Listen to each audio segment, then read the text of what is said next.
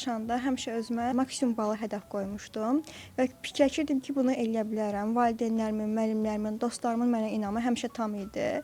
İmtahana hazırlıq prosesində amma çox stressli olmuşdum. Qorxurdum ki, onların bu inamını boşa çıxardaram. Amma onların inamını boşa çıxartmadığım üçün çox sevinirəm və maksimum nəticəni göstərdim. Sözün düzü çox da balanslaşdıra bilməmişəm, çünki mənim dostlarım nə vaxt desələr ki, gedək gəzə, mən onlara həmişə imtina eləyirdim. Amma indi fikirləşirəm ki, yaxşı da eləmişəm, çünki indi göstərdiyim nəticəyə həm onlar sevinir, həm mən də sevinirəm. Bir çox vəsaitlərdən istifadə eləmişəm, lakin düşünürəm ki, ən faydalı vəsaitlər Dövlət İmtahan Mərkəzinin elə öz test toplularıdır.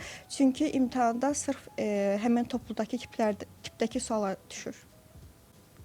Birinci qrupa hazırlaşıram, kompüter mühəndisliyi istəyirəm, çünki fikirləşirəm ki, kompüter mühəndisliyi gələcək yönümlü peşədir. Bu sahəyə də uşaqlıqdan bəri marağım var. Hazırlıq zamanı əsas motivasiyam qarşıma qoyduğum hədəflər idi. Nə vaxt motivasiyadan düşsəm, həmişə gələcəkdəki özümü təsəvvür eləyirdim. Bu da mənə böyük motivasiya verirdi və sevinirəm ki, özümə verdiyim sözlərə qarşı sadiq qala bildim. Əslində bunların hamısı vacibdir. Çox çalışmaq qədər düzgün çalışmaq da lazımdır. Çünki məsələn, siz 100 dənə test işləyirsinizsə və səhvlərinizin üzərində işləmirsinizsə, bunun heç bir mənası yoxdur.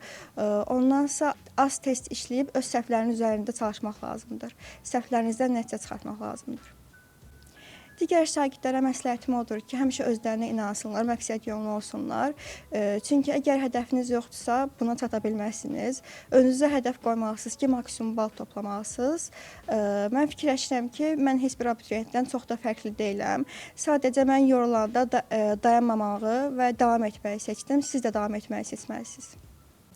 Tələbə adı qazanandan sonra özümü daha çox inkişaf elətdirmək istəyirəm. Proqramlaşdırma dilləri və müxtəlif xarici dillər öyrənmək istəyirəm. Çünki fikirləşirəm ki, müxtəlif xarici dillər mənim dünya görüşümü artıracaq. Həm də kompüter sahəsi üzrə mənə rus dili, ingilis dili böyük kömək edə bilər.